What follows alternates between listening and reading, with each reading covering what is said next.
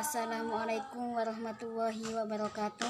Saya Nurul Saidah. Saya di sini akan menjelaskan tentang komunikasi, administrasi, supervisi. A. Pengertian komunikasi. Komunikasi mengandung makna bersama-sama. Istilah komunikasi berasal dari kata lain, yaitu communication, yang berarti pemberitahuan atau pertukaran. Kata sifatnya komunis yang bermakna umum atau bersama-sama. Kebanyakan definisi komunikasi yang digunakan dalam buku perilaku organisasi menekankan penggunaan simbol-simbol untuk mentransfer arti informasi. Para ahli mendefinisikan komunikasi menurut sudut pandang masing-masing. Mendefinisikan komunikasi sebagai suatu proses menyortir, memilih, dan mengirimkan simbol-simbol sedemikian rupa. Komunikasi adalah proses pertukaran informasi antar individu melalui suatu sistem yang biasa, baik dengan simbol-simbol, sinyal-sinyal maupun perilaku atau tindakan. Komunikasi adalah bentuk apa saja dari interaksi kata-kata, senyuman, anggukan kepala, gerakan tangan, sikap badan, gerakan mata yang berakibat diterimanya arti, sikap, atau perasaan yang sama. Komunikasi adalah proses penyampaian pesan oleh seseorang kepada orang lain untuk memberitahu, mengubah sikap, pendapat, atau perilaku baik secara lisan ataupun tidak langsung. B. Peran komunikasi. 1. Komunikasi dalam lingkungan pendidikan. Disebut juga dengan informasi kependidikan dan komunikasi pendidikan, sebab terjadinya komunikasi memang di dunia pendidikan. Pendidikan merupakan proses yang panjang, yang melibatkan banyak unsur seperti pendidik, administrator pendidikan, proses komunikasi, peserta didik, pesan-pesan atau informasi pendidikan, dan adanya tujuan-tujuan yang dicapai dari proses pendidikan. Pada pelaksanaan pendidikan formal atau pendidikan melalui lembaga-lembaga pendidikan sekolah, tampak jelas bahwa proses komunikasi sangat dominan kedudukannya, karena dalam proses pendidikan memang sebagian besar hanya bisa dilakukan melalui adanya proses komunikasi dan keterlibatan informasi. Artinya, hampir tidak ada proses pendidikan yang tanpa melalui komunikasi dan informasi. Orang menyampaikan pesan, mengajar, memberikan data dan fakta untuk kepentingan pendidikan, merumuskan kalimat yang baik dan benar, semuanya hanya bisa dilakukan dengan penggunaan informasi.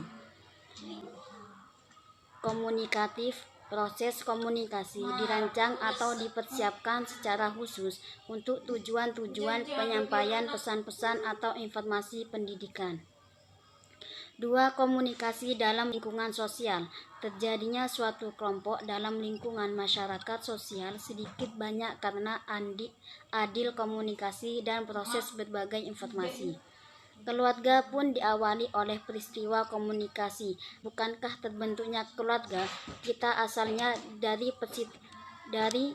peristiwa komunikasi, dimulai dari kontak pandang, lalu menaksir, dilanjutkan kepada melamar, dan akhirnya terjadilah ikatan perkawinan. Semuanya dilakukan dengan komunikasi dan pertukaran informasi, atau setidaknya adil komunikasi dan informasi sangat besar dalam hal ini. 3. Komunikasi dalam lingkungan keluarga. Di lingkungan keluarga, komunikasi juga sangat besar kedudukannya dalam mempertahankan kelangsungan hidup keluarga yang bersangkutan tanpa diimbangi dengan pelaksanaan komunikasi yang terbuka antara anggota dalam suatu keluarga. Dipastikan tidak akan terjadi keharmonisan di dalamnya, bahkan kegagalan dalam perkawinan di suatu keluarga. 4. Komunikasi dalam kelompok dan organisasi. Komunikasi kelompok dan komunikasi organisasi sebenarnya berbeda. Yang pertama, lebih memusatkan diri pada peristiwa komunikasi yang terjadi antara beberapa orang. Kelompok yang terstruktur, sedangkan yang terakhir lebih dinamis sifatnya. Kelompok yang sudah terstruktur dan sudah terorganisasikan secara tepat seperti dalam organisasi sosial dan lembaga kemasyarakatan. 5. Komunikasi interpersonal. Komunikasi yang mengalir antara individu yang menekankan transfer informasi dari satu individu ke individu lain. 6. Komunikasi nonverbal. Komunikasi nonverbal adalah penyampaian pesan tanpa kata yang dikirim melalui gerak badan, ekspresi wajah, gerak mata, gerak tangan, nada suara. Bentuk komunikasi nonverbal antara lain: 1. Bahasa tubuh. 2. Mencangkup ekspresi wajah, gerak mata, kaki, tangan, dan sikap badan. 3. Paralanguage. 4. Mencangkup segala sesuatu seperti nada suara. Bentuk komunikasi nonverbal antara lain: 1. Bahasa tubuh. 2. Mencangkup ekspresi wajah, gerak mata, kaki, tangan, dan sikap badan. 3. Paralanguage. 4. Mencangkup segala sesuatu seperti nada suara, kecepatan bicara, tertawa, ungkapan. 7. Media komunikasi. Saluran melalui mana pesan komunikasi berjalan setiap tatap muka, telepon, surat pribadi, surat resmi, laporan. C. Jenis komunikasi. Pada dasarnya, komunikasi digunakan untuk menciptakan atau meningkatkan aktivitas hubungan antara manusia atau kelompok. 1. Komunikasi verbal. Dengan kata-kata mencangkup beberapa aspek, yaitu 1. Vokabulari. Komunikasi tidak akan efektif bila pesan disampaikan dengan kata-kata yang tidak dimengerti. Karena itu, olah kata menjadi penting dalam berkomunikasi. 2. Racing atau kecepatan.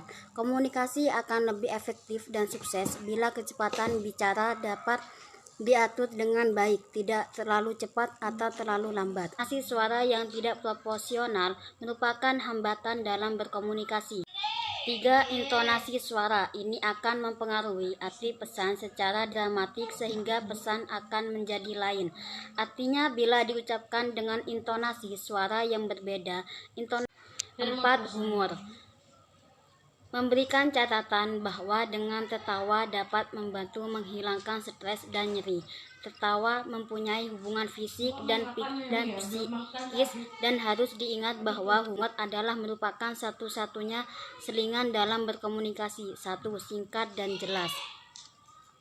2. Timing atau tepat dan waktu adalah hal kritis yang perlu diperhatikan, karena berkomunikasi akan berarti bila seseorang bersedia untuk berkomunikasi. Artinya dapat menyediakan waktu untuk mendengar atau memperhatikan apa yang disampaikan.